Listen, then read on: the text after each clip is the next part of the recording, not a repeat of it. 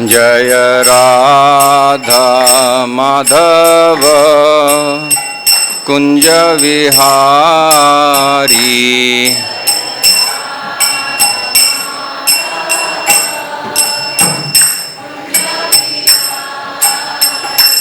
जय गोपी जन वल्लभ गिरिवरधारी।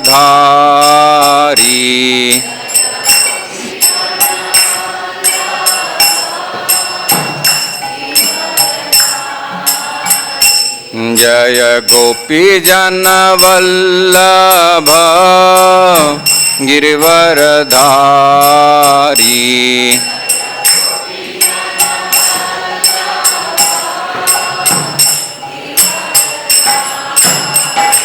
जय राधा माधव कुंज विहारी।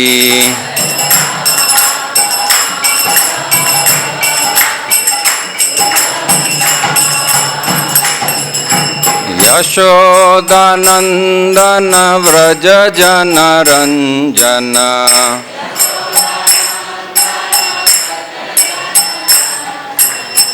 यशोदानंदन व्रज जन रंजन।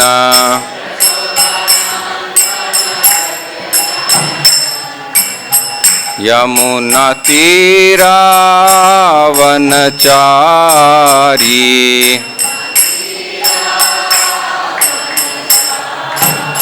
यमुना तीरावनचारी।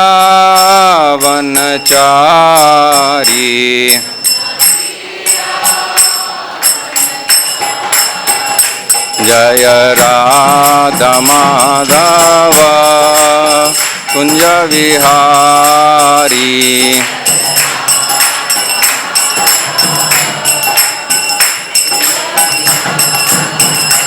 हरे कृष्ण कृष्ण कृष्ण हरे हरे, हरे राम राम राम हरे हरे।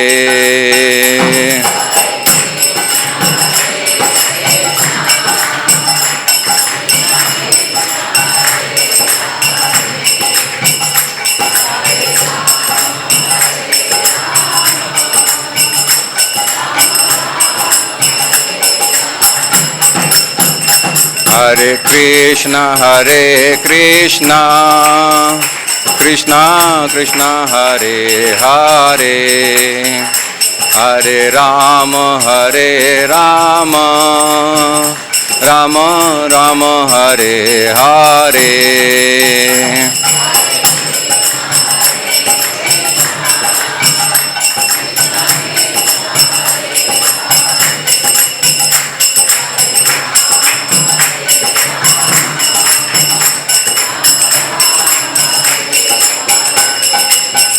हरे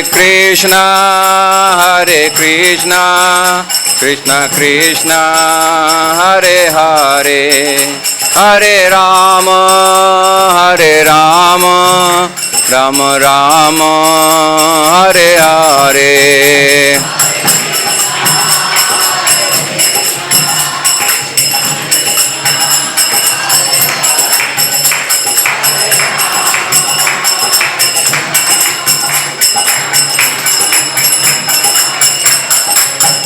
हरे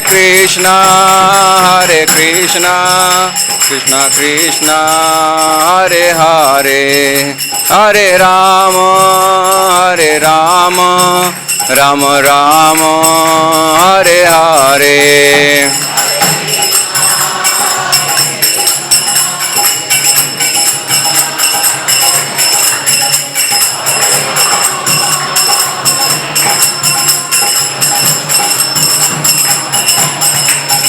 जय राधा श्याम दास गोस्वामी महाराज की, श्री जगन्नाथ दास बाबा जी महाराज की, समागत वैष्णव मंडली की, हरिनाम संकीर्तन की, श्रीमद् भागवत महापुराण की, निताय गौर प्रेमानंदे। All glories to the assembled devotees, all glories, all glories.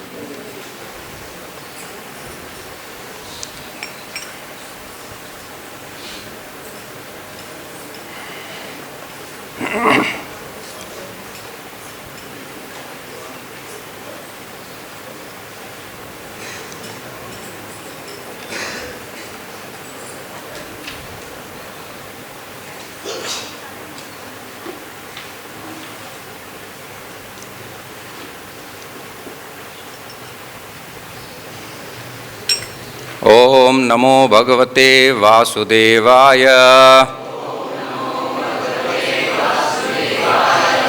ओम नमो भगवते वासुदेवाय। ओम नमो भगवते वासुदेवाय। नारायणं नमस्कृत्यं नरं चैव नरोत्तमं देवीं सरस्वतीं व्यासं ततो जयमुदीरयेत्। नष्टप्रायेषु अभद्रेषु नित्यं भागवत सेवया भगवतीरुत्तमश्लोके भक्तिर्भवति नैष्ठिकी। पादौ यदीयौ प्रथमो द्वितीयौ तृतीयतुर्यौ कथितौ यदूरु नाभिस्तथा पञ्चम एव षष्ठो भुजान्तरं दोर्युगलं तथान्यो कण्ठस्तु राजन्नवमो यदीयो मुखारविन्दं दशमः प्रफुल्यम् एकादशो यस्य ललाटपट्टं शिरोऽपि तु द्वादश एव भाति। तमादिदेवं करुणानिधानं तमालवर्णं सुहितावतारम् अपार संसारसमुद्रसेतुं भजामहे भागवतः स्वरूपम्। कृष्ण त्वदीय पाद पंकज पंजरान्ते अद्यैव मे विशतु मानसराज हंस। प्राणप्रयाण समये कफवात पित्तौ कंठा अवरोधन विधौ स्मरणं कुतस्ते। हरे कृष्ण। 8, 16, 15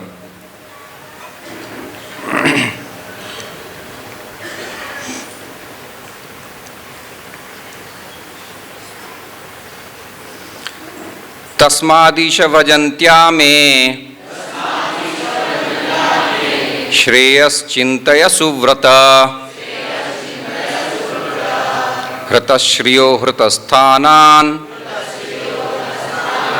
सपत्नैः पाहि नः प्रभो। तस्मादीश वजन्त्या मे श्रेयश्चिन्तय सुव्रत। हृतश्रियो हृतस्थानान् सपत्नैः पाहि नः प्रभो। तस्मादीश भजन्त्या मे श्रेयश्चिन्तय सुव्रत। हृतश्रियो हृतस्थानान् सपत्नैः पाहि नः प्रभो।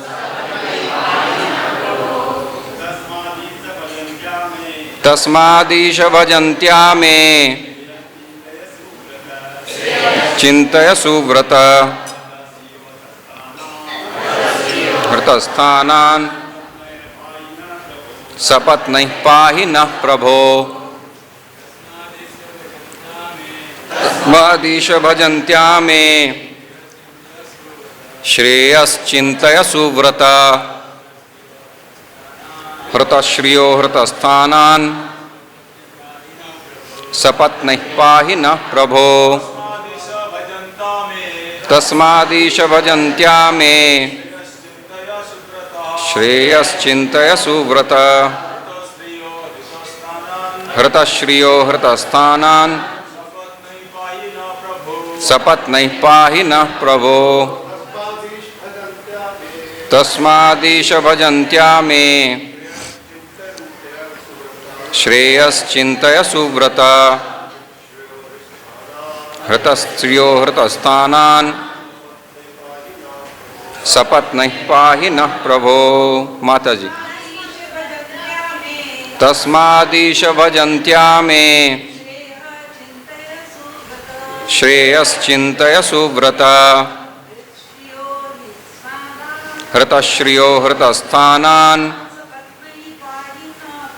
सपत्नैः पाहि नः प्रभो। तस्मादीश भजन्त्या मे श्रेयश्चिन्तय सुव्रत हृतश्रियो हृतस्थानात् सपत्नै पाहि नः प्रभो तस्मादीश भजन्त्या मे चिन्तय सुव्रत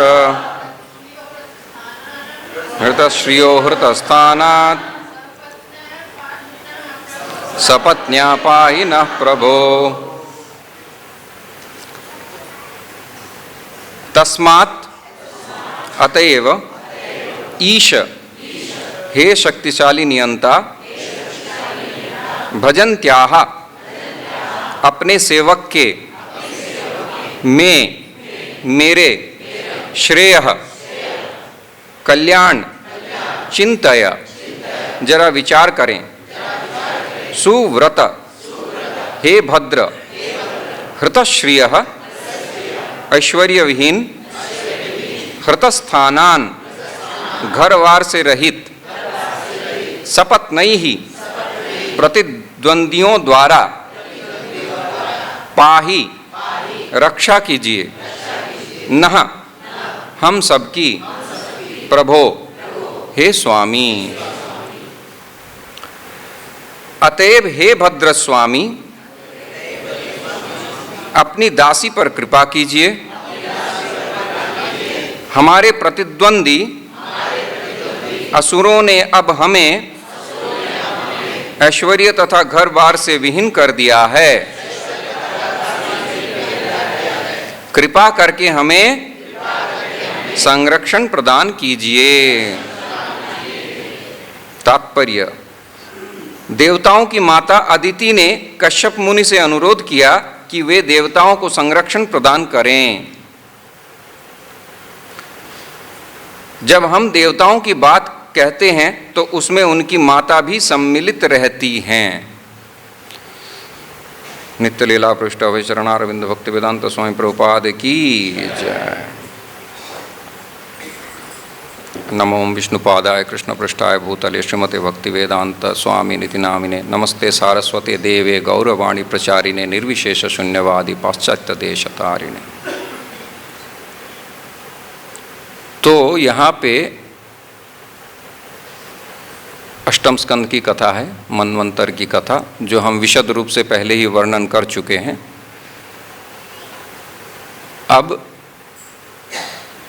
पंचदश अध्याय जो 15वां अध्याय है उसमें क्या हुआ था कि बलि अपने गुरु और ब्राह्मण की कृपा से विश्वजित आदि यज्ञ करके बलियान हो गए और स्वर्ग पे आक्रमण कर दिया।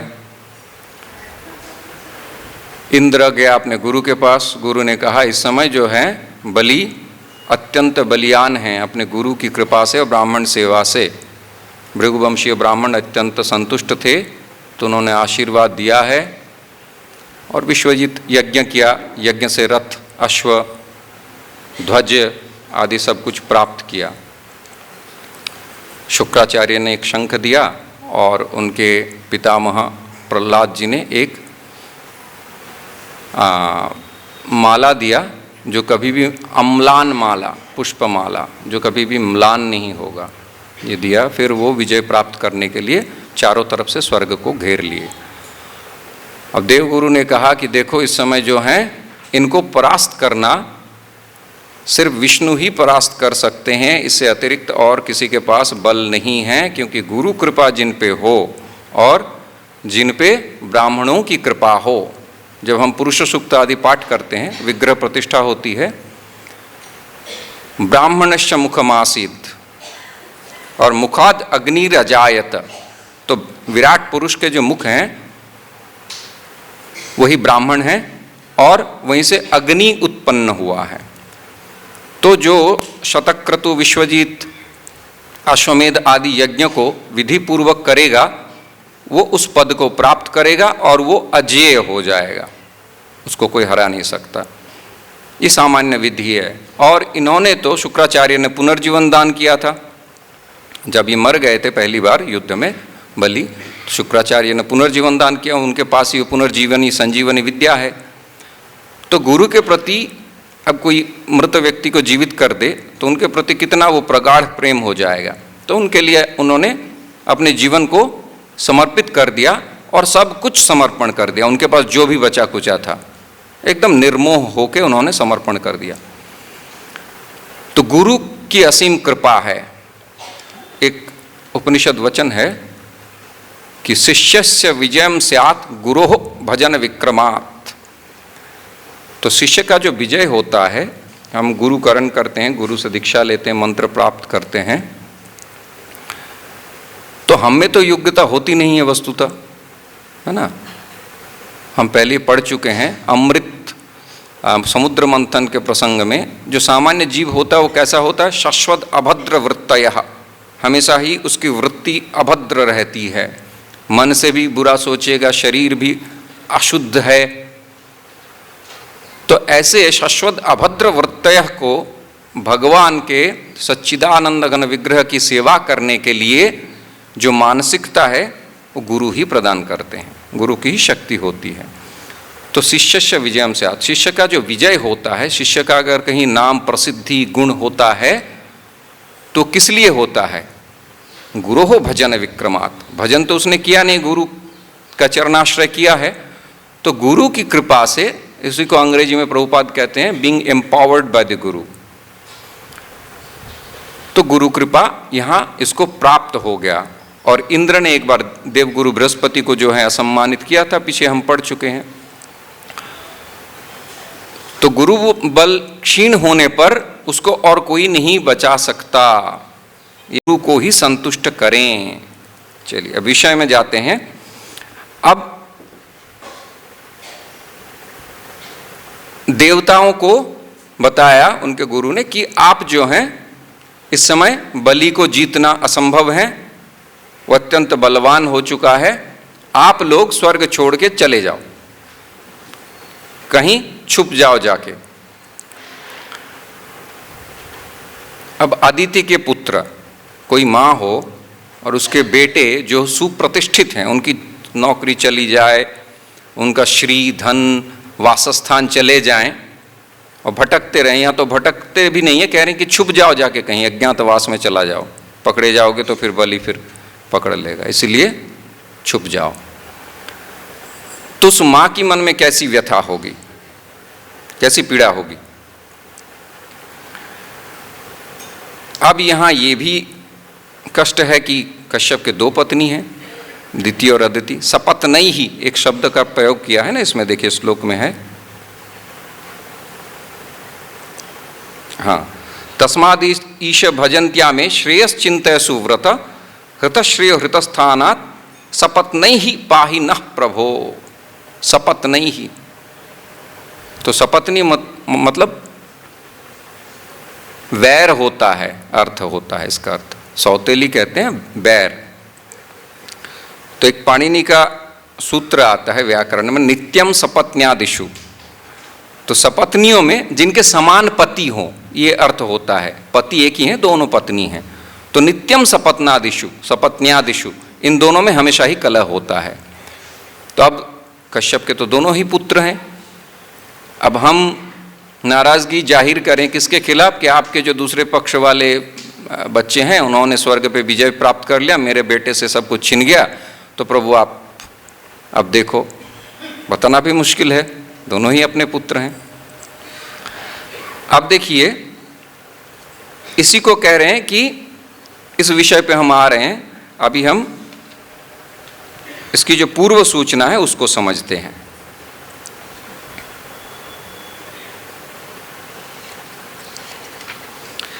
अच्छा, जो पहला श्लोक है उसमें देखिए, इसी अध्याय के 16 अध्याय के, एवं पुत्रेषु नष्टेषु देव माता दितिस्तदा हृते त्रिविष्टपे दैत्यैहि पर्यतप्यत अनाथवत। अनाथवत पर्यतप्यत, अनाथ जब कोई हो जाता है ना, बच्चे पिता माता जब वृद्ध हो जाते हैं तो पुत्रों के सहारे ही जीते हैं। अब पुत्रों का सब कुछ हरण हो जाए तो कैसे परिताप कर रही हैं पर्यतप्यत अनाथवत, मैं अनाथ हो चुकी हूं। ये अदिति की भाव है मन की। अच्छा, नष्टेषु, नष्ट शब्द यहां पे दिया गया है, तो नष्ट का अर्थ क्या होता है? नष्ट यानी धन ऐश्वर्य आदि से वंचित हो जाना, ये सब चला गया। नष्ट देवता हैं, देवता तो अमृत पान कर चुके हैं, वो तो अमर हैं, उनको विनाश नहीं किया जा सकता। लेकिन नष्ट यानी हृतश्रियः, उनके धन संपत्ति सब कुछ चला गया है। पर्यतप्यत अनाथवत, अत्यंत दुख कर रही है। अब यहां ये विचार्य विषय है, इसका गुण भाव ये है, ये जो कथा है 16 अध्याय की, ये कथा सुखदेव गोस्वामी क्यों सुना रहे हैं? सुखदेव गोस्वामी अलक्ष्य ब्रह्मलिंग, ऐसे अद्भुत वेश, अवधूत वेश में है ना सुखदेव गोस्वामी, तो भगवान की कथा करेंगे, भगवत प्राप्ति की कथा करेंगे। इस स्वर्ग में झगड़ा चल रहा है, इसकी वर्णन करने की क्या आवश्यकता है? क्योंकि परीक्षित राजा है ना, तो राजा क्या करते थे? शतक्रतु करना है, फिर इंद्र बनना है, ये सभी राजाओं की प्रचेष्टा होती थी। तो मन में कथनचित उत्तरोत्तर लोक की वासना ना रहे। देखो वहां पे भी यही चल रहा है, जिस मर्त्य भूमि में चल रहा है वो देवलोक में भी लड़ाई चल रही है। तो आप सोचोगे यहां से शतक्रतु यज्ञ आदि करने के बाद, 100 अश्वमेध यज्ञ करने के बाद हम इंद्र बनेंगे और भोग मिलेगा, लेकिन वहां पे भी ये जितने भी संस्कृति है, यहां हर जगह दुख ही दुख है। तो परीक्षित के हृदय से अगर हो, परीक्षित तो ऐसे परीक्षित हैं, उनमें कोई वासना नहीं है, भागवत कथा हमारे लिए है, तो उत्तरोत्तर लोक की कामना से, कुछ लोग करते हैं ना कि यज्ञ करेंगे, ये तप दान व्रत आदि करेंगे तो हमारा कल्याण होगा और जो है प्राप्ति होगी। तो इसका निराकरण कर रहे हैं कि वहां पे जाके भी आप सुखी नहीं रह सकते। देखिए कश्यप के दोनों पुत्रों में क्या स्थिति है।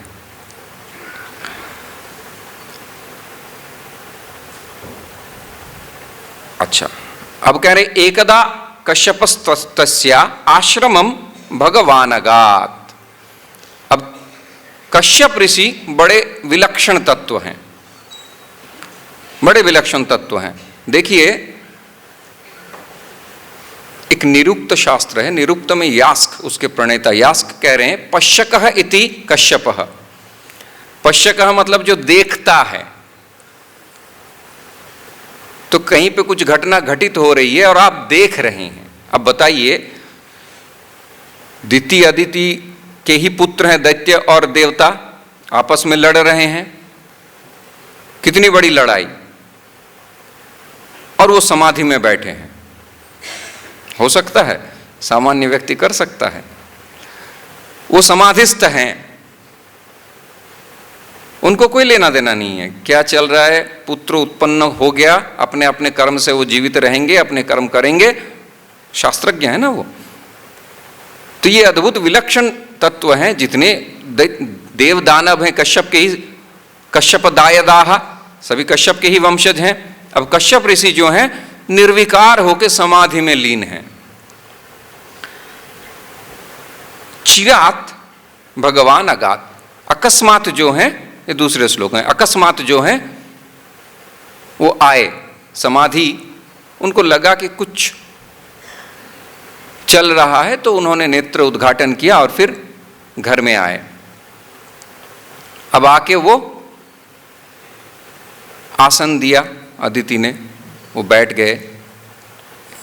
अब पूछ रहे हैं कि देखिए पहला प्रश्न क्या है, अप्यभद्रम न विप्राणम भद्रे लोके धुनागतम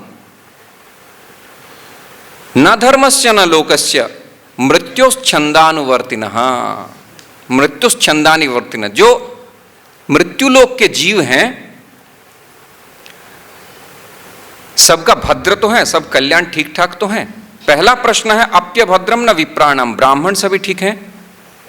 लोग क्या कहते हैं, पहले दुखी देखने के बाद पहला प्रश्न होता है तुम्हारे पास पैसा है ना, धन है ना, कुछ धन की तो हानि, ये प्रश्न नहीं है उनका। प्रश्न उनका क्या है, अप्यभद्र विप्राणम, विप्रों के साथ कोई अभद्र हो रहा है, क्या अन्याय हो रहा है।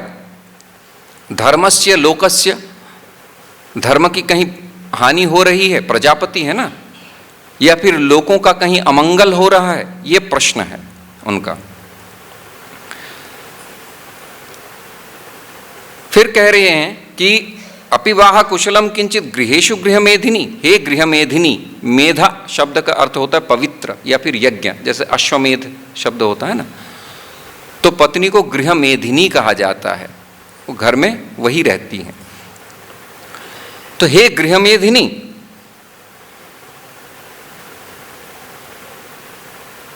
घर में सब कुछ ठीक तो है,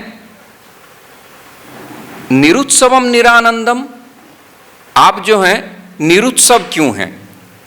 उत्सव का अर्थ होता है आनंद, तो लग रहा है सब कुछ चारों तरफ सन्नाटा है, आप जो बैठी हुई हैं दुखी होके, तो कहीं कुछ अघटन तो घटित नहीं हो गया?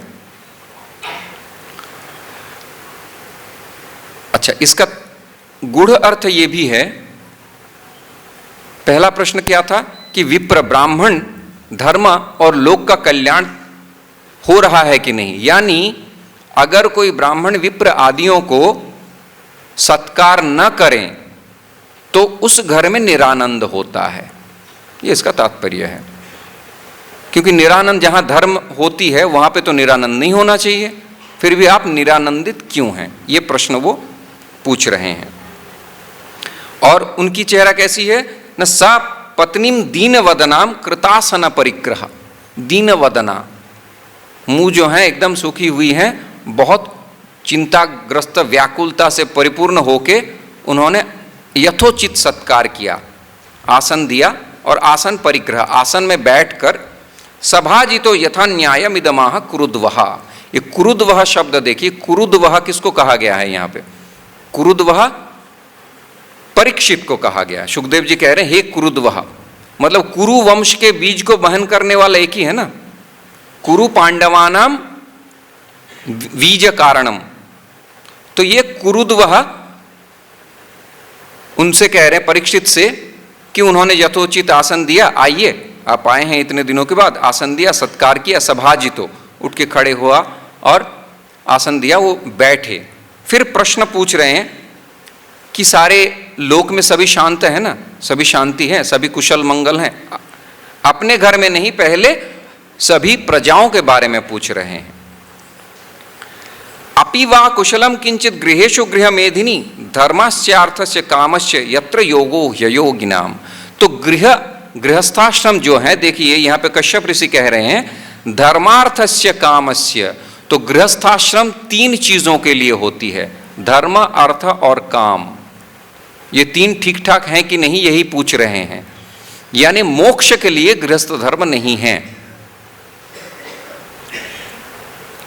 जब तिलक धारण होता है यजमान को, तो धर्म कामार्थ सिद्धये प्रयच्छामि, मैं आपको धर्म काम अर्थ की आशीर्वाद देता हूं, ये कह के तिलक धारण करवाया जाता है। तो ये गृहस्थियों के लिए ये मंत्र है।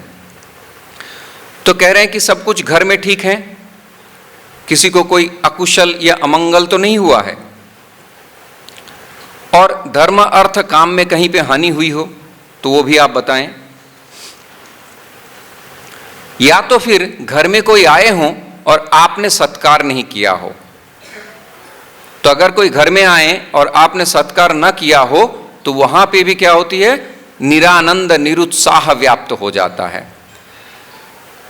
गृह से अगर कोई अपूजित चले जाते हैं, उसमें कह रहे हैं यहां पे देखिए कि अतिथि आए तो उठ के खड़े होना चाहिए, उनको अभ्यागत करना चाहिए। अगर आपने ऐसे नहीं की होंगी तो भी क्या वो निरुत्साह का कारण है मेरे घर में व्याप्त है जो, ये सब वो पूछ रहे हैं। और यहाँ पे एक विशिष्ट श्लोक है, गृहेषु ये स्वतिथयो, जो भी अतिथि घर में आते हैं, नार्चिता सलिलैरपि, पानी भी अगर नहीं पूछा जाए तो, यदि निर्यांते तेनूनम फिरुराज गृहोपमा, और अगर वो बिना पूछे ही घर से निकल जाए अतिथि तो फेरूराज यानी सियार का घर कहलाएगा। वो सियार कहाँ रहता है, शमशान में ही अधिक रहता है, तो सियार का गुफा कहलाएगा।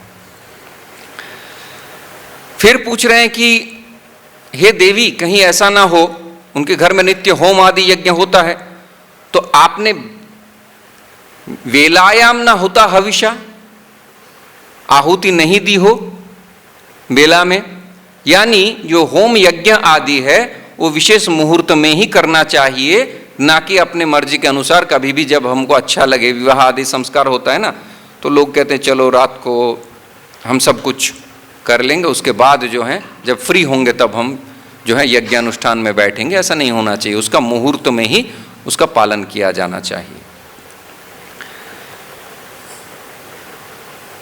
अच्छा, अब जाके उन्होंने पूछा आपके बच्चे तो ठीक हैं। इतना पूछते ही उनके हृदय में जो है, अब वो कह रहे हैं कि आप जो हैं प्रजापति हैं, और प्रजापति धर्म के उपदेष्टा होता है। आप कोई भी व्यवस्था चलाना चाहें और उसमें धर्म ना हो तो व्यवस्था चल ही नहीं सकती सुचारू रूप से।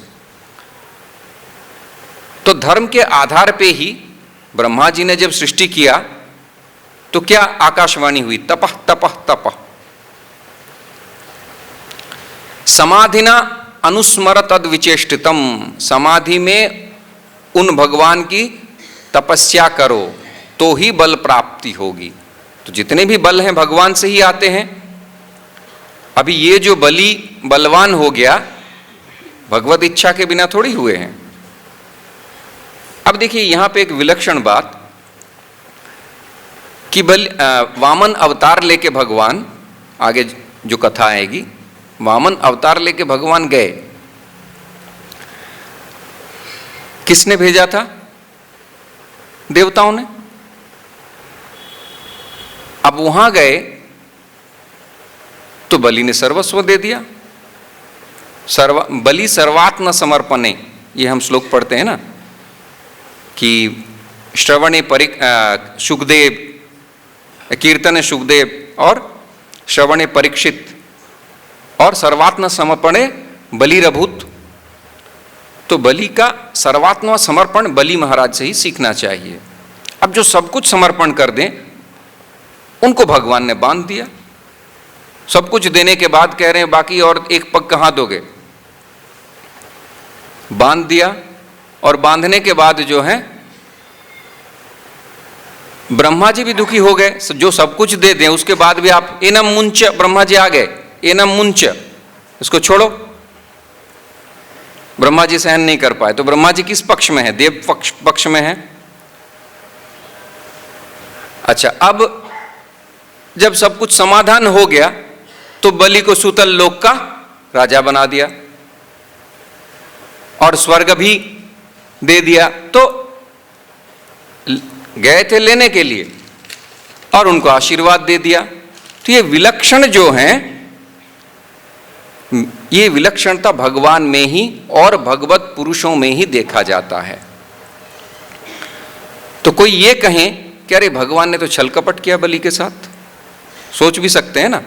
जो दोषदर्शी होंगे, भगवान तो छलिया थे, भगवान ने छल कपट कर लिया। जो सब कुछ दे रहा था फिर भी उनको बांध दिया, ये आक्षेप मन में होता है कहीं ना कहीं। और सुखदेव, परीक्षित महाराज सुखदेव जी से पूछ रहे दशम स्कंध के 33वें अध्याय में कि ये भगवान आप जो कह रहे हैं कि धर्म संस्थापनार्थाय आए हुए हैं और ये परदारा विमर्शन कर रहे हैं, दूसरे के पत्नियों के साथ यमुना तट में रास विहार करना, ये कौन से धर्मानुकूल क्रिया है? ये पूछ रहे हैं परीक्षित महाराज। तो क्या परीक्षित महाराज जी का प्रश्न है? प्रश्न हमारे मन में होता है, ऐसी शंका हमारे मन में उत्पन्न होती है। तो दशम स्कंद के 33वें अध्याय के 29वें श्लोक में वहां पे आप देखिएगा,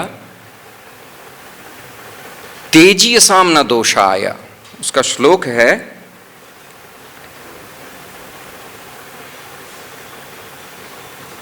हाँ, धर्म व्यतिक्रमो दृष्टः ईश्वराणाम च साहसम। धर्म का जो व्यतिक्रम होता है, ईश्वराणाम च साहसम, वो ईश्वर ही कर सकते हैं। और तदात्म भाव संपन्न जो भगवान के एकांत भक्त होंगे, जैसे कश्यप आदि ऋषि, ठीक है। पराशर ऋषि ने क्या किया, मत्स्यगंधा के साथ व्यासदेव उत्पन्न हुए।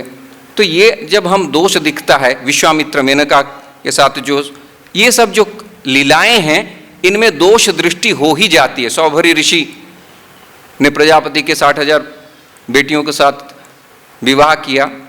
तो ये सब सुनने के बाद हमारे मन में कहीं ना कहीं शंका उत्पन्न हो जाती है सामान्य जीवों के लिए। और इसीलिए परीक्षित ये प्रश्न कर रहे हैं कि धर्म व्यतिक्रमो दृष्ट ईश्वराणाम च साहसम, ये सुखदेव गोस्वामी कह रहे हैं कि तेजी शाम न दोषाय बहने सर्वभुजो यथा। तो भगवान जो लीलाएं करते हैं, वामन अवतार लेके बलि को छल लिया, भगवान को छलना नहीं चाहिए था, भगवान विचार कर सकते थे, विचार करके समान रूप में बंटन कर देते, विभाजन कर देते तो कोई समस्या नहीं होती। तो बलि को छलने की क्या जरूरत है। अच्छा, छल लिया, गए थे तो देवता के पक्ष लेके ना, कि चलो अब हम इनको छल के जो है बलि को जो है परास्त कर देते हैं, और उनको सुतल लोक का आशीर्वाद, और वहां पे मैं द्वारपाल बन के रहूंगा, आशीर्वाद दे के आगे। तो ये क्या है, तो ये विलक्षणता सिर्फ भगवान में ही हो सकता है। यही इस श्लोक में कह रहे हैं 10वें स्कंध में कि भगवान और भगवद पुरुष दोनों को समझना पड़ेगा। भगवान और भगवद पुरुष जो भी लीला करते हैं वो जगत को दिखाने के लिए नहीं करते हैं। ये जो कश्यप ऋषि तपस्या करके आए तो कि दिखाने के लिए, देखो मेरे बेटे लड़ रहे हैं, मेरे 2 पत्नी हैं, इतना बड़ा मेरा व्यापार है, लेकिन मैं किसी से कोई आसक्त नहीं हूं, निर्विकार हूं, ये दिखाने के लिए थोड़ी करें, वो स्वतः करते हैं। तो जैसे वो हम तप यज्ञ व्रत आदि करते हैं अपने लाभ के लिए, अपने कल्याण के लिए, लेकिन ये जो हैं भगवान और भगवत पुरुष स्वेच्छया अपनी इच्छा से करते हैं। वो कोई आपसे शाबाशी नहीं चाहते हैं कि हमने देखो इतने सालों तक, सहस्र दिव्य वर्ष सहस्र तक हमने जो है तपस्या किया, या हमने हलाहल विष को कंठ में धारण कर लिया, इसका कोई श्रेय वो नहीं चाहते हैं। तो जैसा वो श्रेय नहीं चाहते हैं तो उनके दोष को भी दर्शन नहीं किया जा सकता। ये है सिद्धांत विश्वनाथ चक्रवर्ती पाद कह रहे हैं कि वो श्रेयस काम नहीं है, वो नहीं चाहते हैं कि हमने ये कर दिखाया, हमने तप किया, यज्ञ किया, व्रत किया। अच्छा, उनको ये सब तप यज्ञ व्रत दान ये सब करते हैं ना, तो इनको करने की कोई जरूरत ही नहीं है। उससे जो फल की प्राप्ति होती है वो फल उनके पास स्वतः ही है। भगवान और भगवत पुरुष के पास, कश्यप ऋषि के पास किसी चीज की कमी है तो इनके पास, अच्छा, उत्तरोत्तर लोक में जाने के लिए, जैसे 100 अश्वमेध यज्ञ करो तो आप इंद्र बनोगे, स्वर्ग लोक को जाओगे इत्यादि जो विधि है वो मर्त्य लोक के लिए है। ये सब भगवत पुरुष ये स्वेच्छा से कहीं भी जा सकते हैं, इनको कोई किसी की, इनका जीवन जो कंडीशनल नहीं है कि ये करोगे तब इसकी प्राप्ति होगी, ये स्वतंत्र हैं भगवान और भगवान के पुरुष। तो जैसे लोक आचरित धर्म हो, जैसे लोकाचार में ऐसा नहीं करना चाहिए था, मेनका से शादी करके फिर जो है परित्याग आदि कर, तो ये लोकाचार विरुद्ध हो गया, या तो फिर धर्मशास्त्र विरुद्ध हो गया, अनुकूल नहीं है। लेकिन इनके तेजीय साम न दोषाय, कैसा न वहने सर्वभुजो यथा, अग्नि जो होता है, जब अग्नि प्रज्वलित किया जाता है ऋग्वेद के मंत्रों से, अग्निमीले पुरोहितम इत्यादि करके यज्ञ, अब यज्ञ होता है, उस यज्ञ में आप चाहोगे कि मेरी ये मनस्कामना पूर्ण हो जाए, उसी हिसाब से आप आहुति दे रहे हैं, लक्ष्मी नारायण का यज्ञ कर रहे हैं, जो भी आप यज्ञ कर रहे हैं। तो उस अग्नि में ये ताकत होती है कि आपको वरदान दे दें, आप जो अभिलाषा करके आहुति दे रहे हैं वो भी पूर्ण होती है, और साथ ही साथ वो अग्नि अगर अधिक वायु के वेग से अधिक प्रज्वलित हो जाए तो ये यज्ञपूट है उसको भी जला सकता है, जलाता है कि नहीं। तो कोई दोष देता है कि यह अग्नि का दोष है, कोई अग्नि को दोष देता है? नहीं देता है। वो यजमान को या ब्राह्मण को दोष देंगे, तुमने व्यवस्था ठीक से नहीं किया तभी आग लग गई। अच्छा, आप अशुद्ध, आप आहुति दीजिए भगवान नाम उच्चारण करके, या फिर कोई अशुद्ध वस्तु डाल दीजिए, उससे अग्नि अशुद्ध होती है क्या? आप अशुद्ध वस्तु अगर अग्नि में डालेंगे, अग्नि कभी अशुद्ध नहीं होता है। तो यही उदाहरण दे रहे हैं, वहने सर्वभुजो यथा। तो अग्नि के समान ये महापुरुष और भगवान होते हैं। पाप पुण्य ये सब मनुष्यों के लिए हैं, भगवान और अतिमर्त्य पुरुषों के लिए नहीं हैं। तो इनको ये स्पर्श नहीं करता है।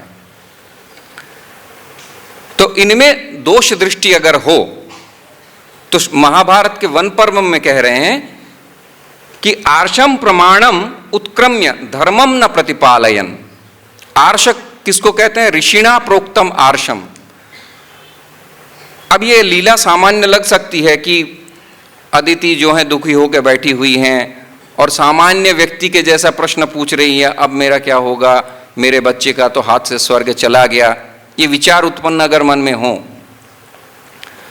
तो कह रहे ये जो लीलाएं हैं, अतिमर्त्य लीलाएं हैं भगवान के और भगवत जनों के, उनके प्रति अगर किसी का द्वेषपूर्ण विचार आ जाए तो उनको क्या होता है? इस श्लोक में देखिए, ये वन पर्व का श्लोक है महाभारत के।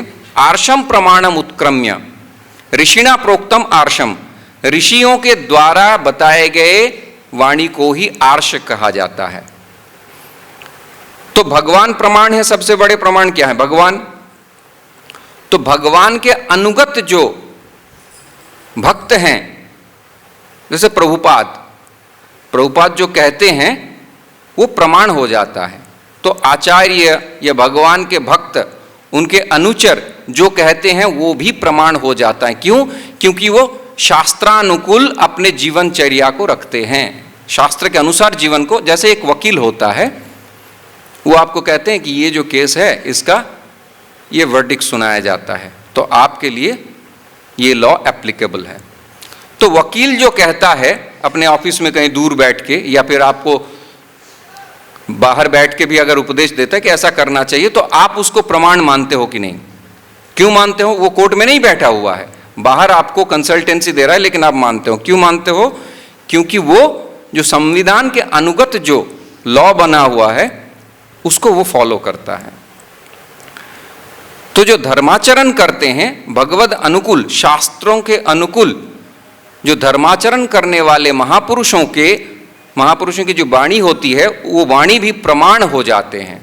तो यही कह रहे हैं यहाँ पे युधिष्ठिर कह रहे हैं कि यश आर्षम प्रमाणम उत्क्रम्य धर्मम न प्रतिपालयन।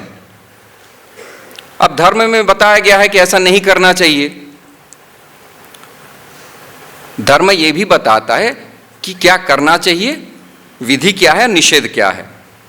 अब लोग क्या कहते हैं कि अरे हमने देखा है कि इंद्र जो है सुरापान करते हैं, दोष दृष्टि होती है, तो लोग ये प्रश्न पूछते हैं ना।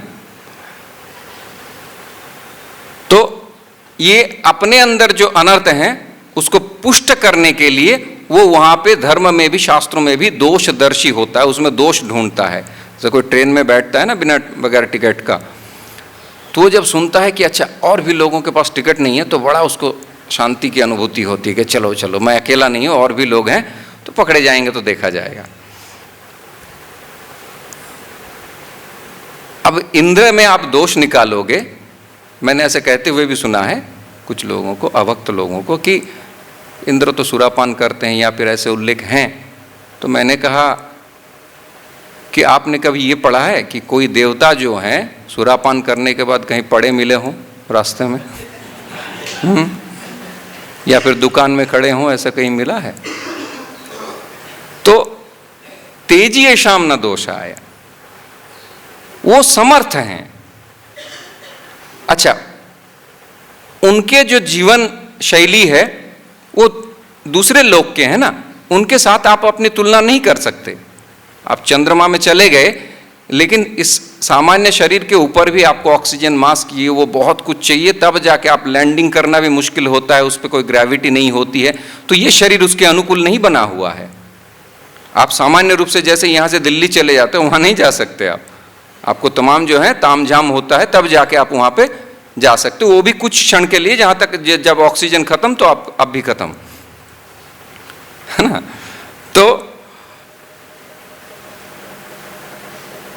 ये शरीर अनुकूल नहीं है उन लोगों के लिए, तो उन लोगों की चर्चा करके आप ये नहीं कह सकते। अब ये प्रश्न भी है कि शिवजी ने तो हलाहल विष पान कर लिया, हम आप कर सकते हैं क्या? नहीं कर सकते। तो यही प्रश्न पूछ रहे हैं परीक्षित की ये परदाराभिमर्शन, अब धर्म संस्थापनार्थाय से लेके परदाराभिमर्शन रूपी क्रिया ये क्या है? तो उसी का उत्तर दे रहे हैं सुखदेव कि ये भगवान जो है निर्लिप्त रहते हैं, भगवान कभी किसी में आसक्त नहीं होते हैं।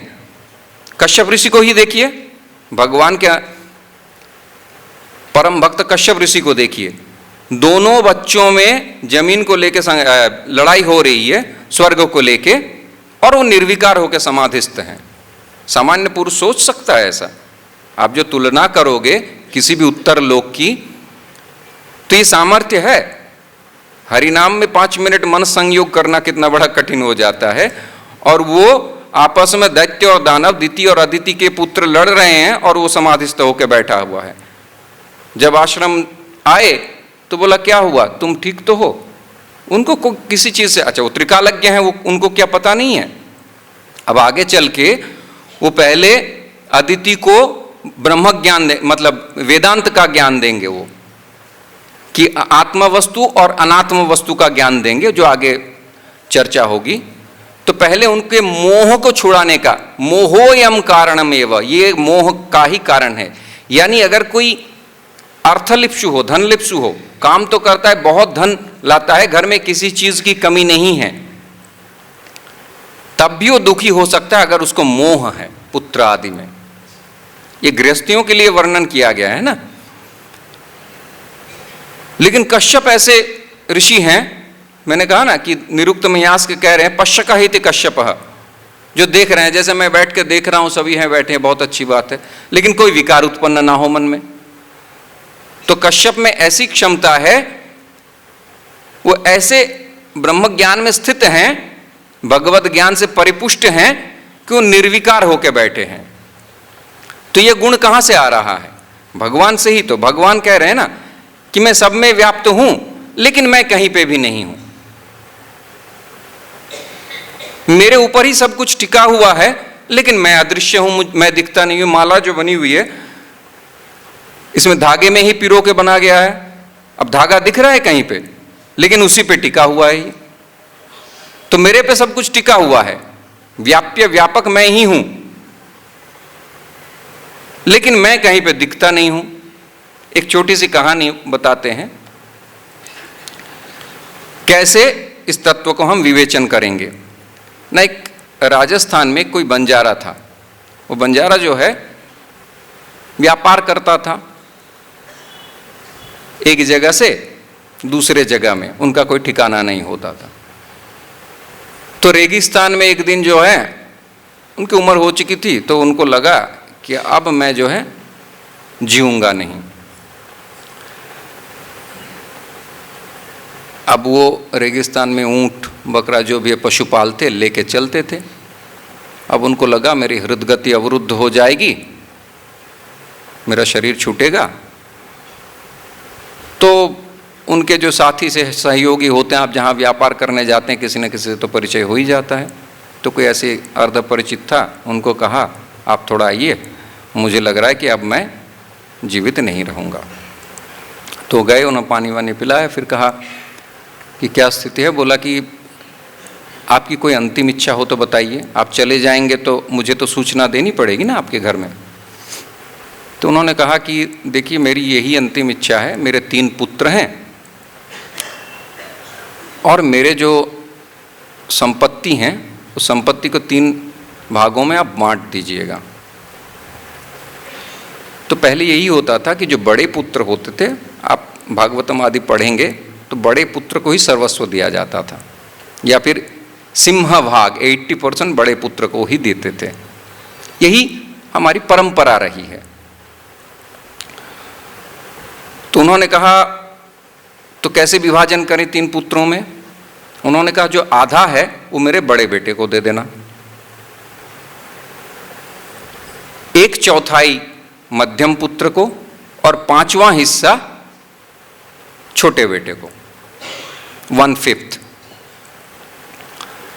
ठीक है, अब वो वार्ता को लेके, इनका देहांत तो हो गया, उसके बाद तो वार्ता को लेके वो चले गए अपने गांव में। उनके गांव में जाके सूचना दिया कि देखो ऐसे आपके जो है पिता का देह त्याग हो चुका है, तो उनकी अंतिम इच्छा यही है, जो बंटवारा है इस प्रकार से होनी है।